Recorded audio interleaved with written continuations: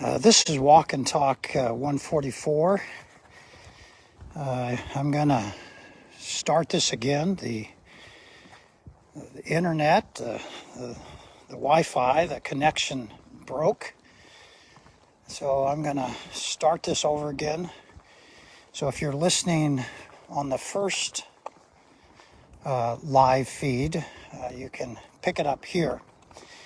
There's a way to protect yourself from self-destruction. I'm reading from Proverbs chapter 1, verses 10 and 11.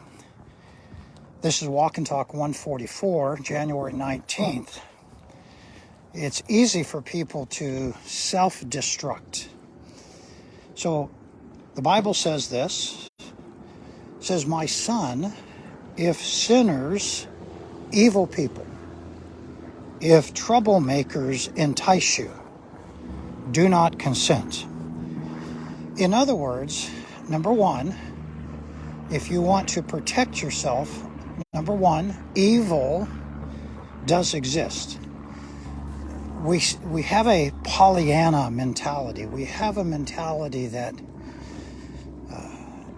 everything is good. There's no bad.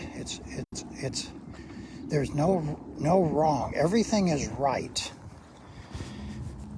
I'm gently saying to you that the Bible says there is evil. The Bible would call evil sin. That would be anything that God says is wrong, anything the Bible says is unholy.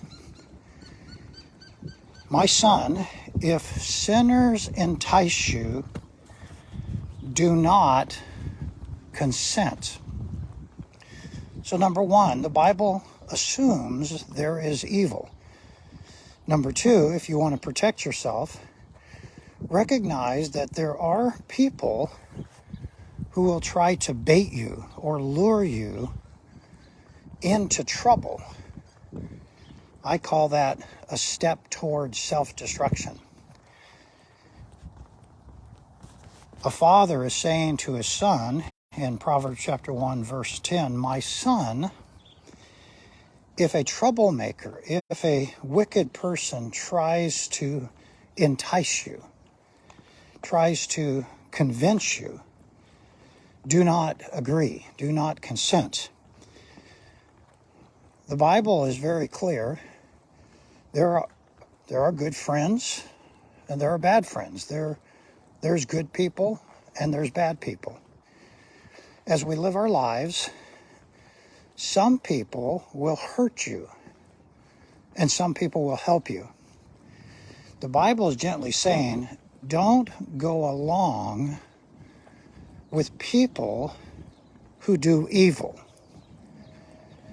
In other words, there has to be a boundary. Many individuals struggle creating good boundaries. So in this Proverbs chapter 1, verse 10, there is a boundary. Do not agree with troublemakers. That's a boundary. If you're recycling discouragement, if you're recycling anxiety, if you're recycling problems, is it possible you're shooting yourself in the foot? Is it possible you're sabotaging yourself? When I look at my life, many times I have found myself making the same decision again and again, but that decision wasn't wise. It was foolish. It wasn't helpful. That same decision repeated several times. I'll give you a quick example. Let me just take the topic of saving money. I would rather spend it than save it. Well, the better answer is somewhere in between. Save a little, spend a little. But if you have a habit of making the same decision, spend all of it, when you need the money, For emergency, you will not have it. It's the same thing with evil. If you keep embracing evil, trouble, foolishness again and again and again, you're just going to keep recycling your problems. A father is saying to his son, do not agree with trouble. So there is evil, and as you live your life, be careful. Don't agree with trouble. You can protect yourself. Self-protection comes from wisdom. And many problems don't need to occur in your life. You need to protect yourself. So number one, evil does exist.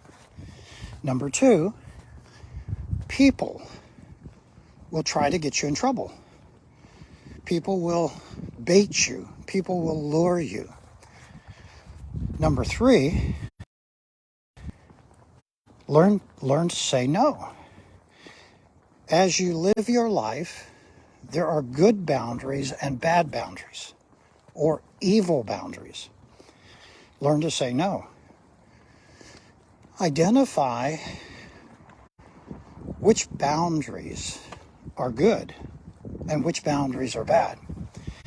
I'm encouraging you to get smart and not self-destruct. I'm encouraging you on this January 19th, Walk and Talk 144, in the coolness of 48, 49 degrees, you can protect yourself. You don't have to shoot yourself in the foot.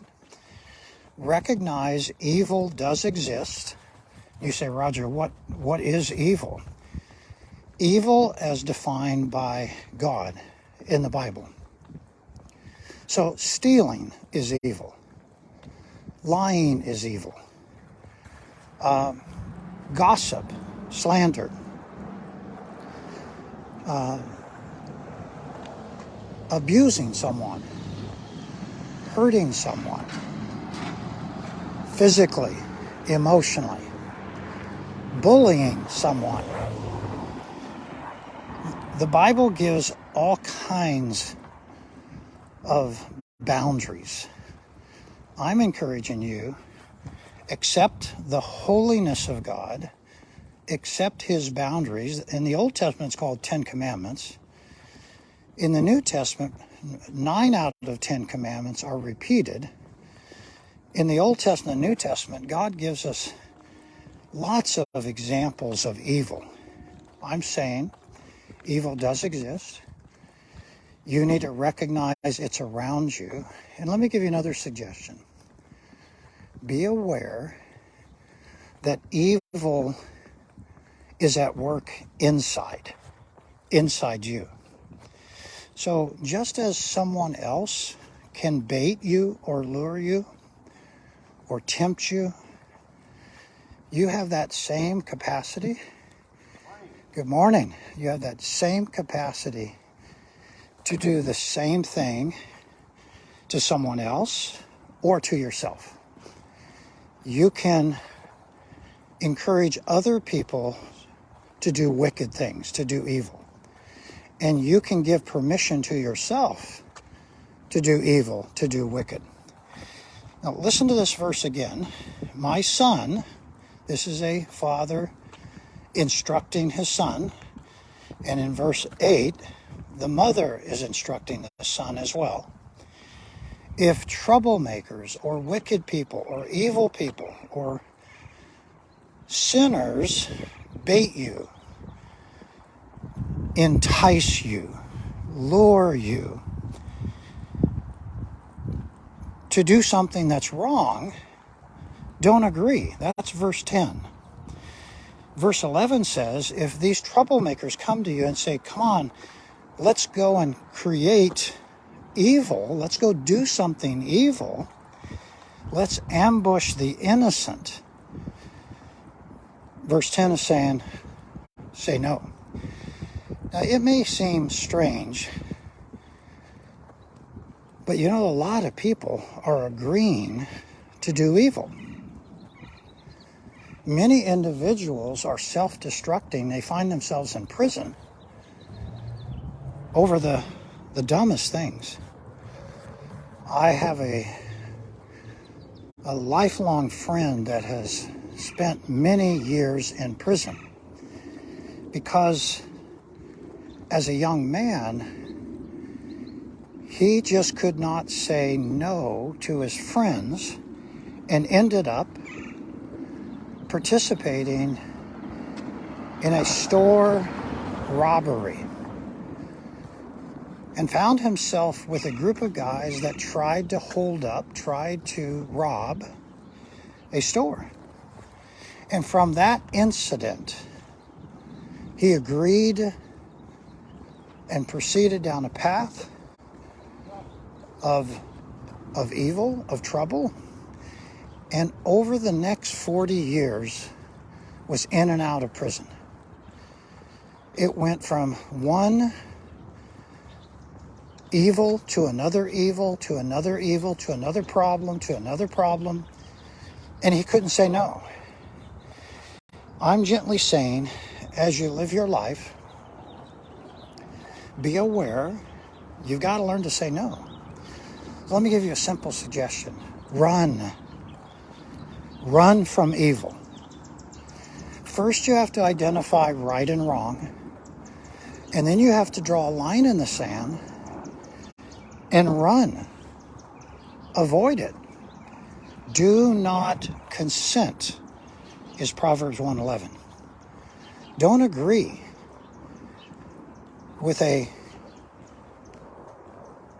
evil person. Don't agree with someone who is inviting you or baiting you or luring you to do something that is wrong. Don't agree. I want to encourage you. You do have the courage to say no. Here's the benefit of when you say no. You can stop recycling that problem. Bad habits are hard to break, but when you say no, you literally prevent there was a lot of reacting going on between the couple. One spouse would say something and the other spouse would react, and then the other spouse would react, and then the other spouse would react, and there was an escalating of reactions. Come to find out, the issue for the first reaction was insignificant. Have you noticed how quick we can argue? Here's what's going on. Evil promotes self-righteousness. Evil advances pride. Evil advances superiority. Lots of individuals elevate. They somehow or another lift themselves higher than others. So when you're listening to someone and someone shares something and there's a disagreement, just listen. If you want to state your opinion, you don't have to state it in a superior position. You might be right, you might be wrong. But if two people, a husband and wife or friends, are talking, you can listen without expressing your ego. I'm saying a lot of us make quick decisions from a position of reacting because we think we're superior or we can do that. So when trouble comes at you, when there's a disagreement, whether that be passive or an active temptation, listen. Just listen. And then as you're listening, start thinking to yourself, is this right? Is this wrong? In the sight of God.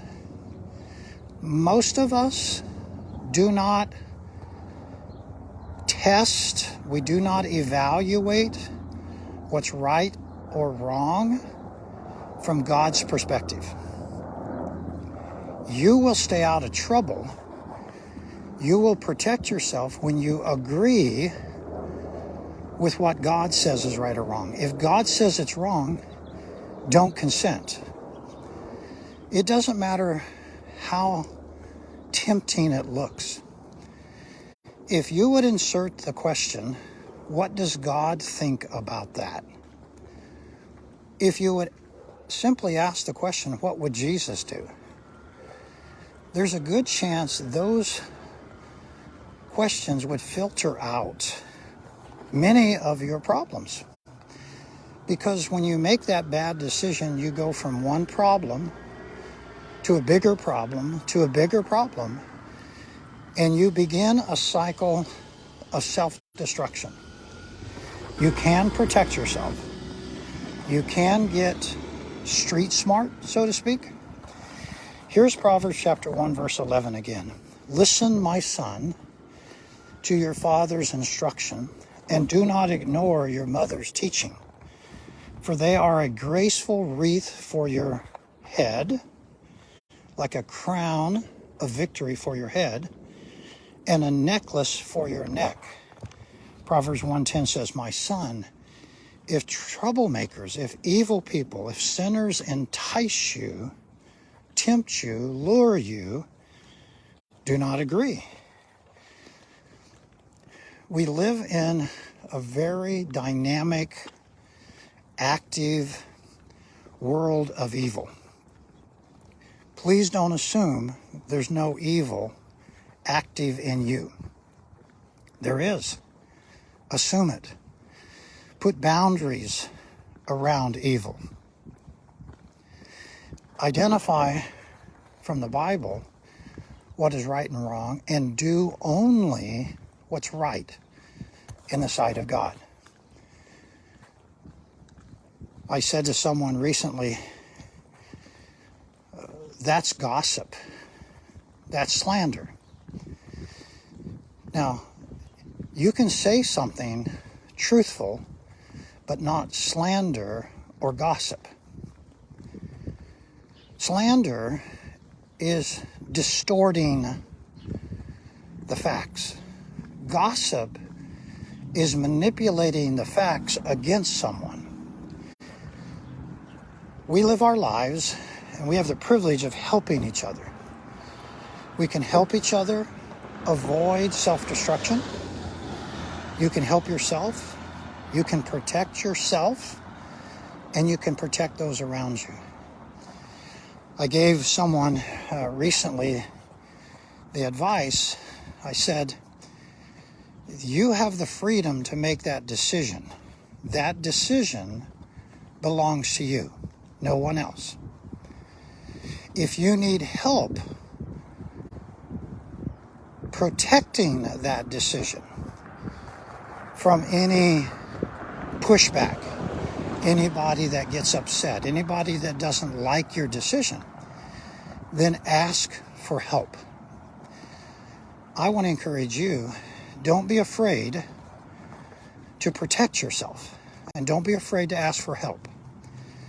Live your life in a way that agrees with God. Live your life in a way that avoids self-destruction.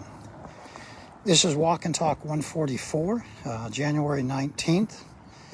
We want to encourage you, come to worship on Sunday, our church or find another church.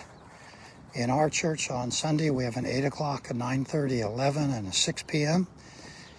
Services, worship services. We also have children's classes and teenage classes, as well as adult classes. All of these classes will give you wisdom. All of these worship services will protect you.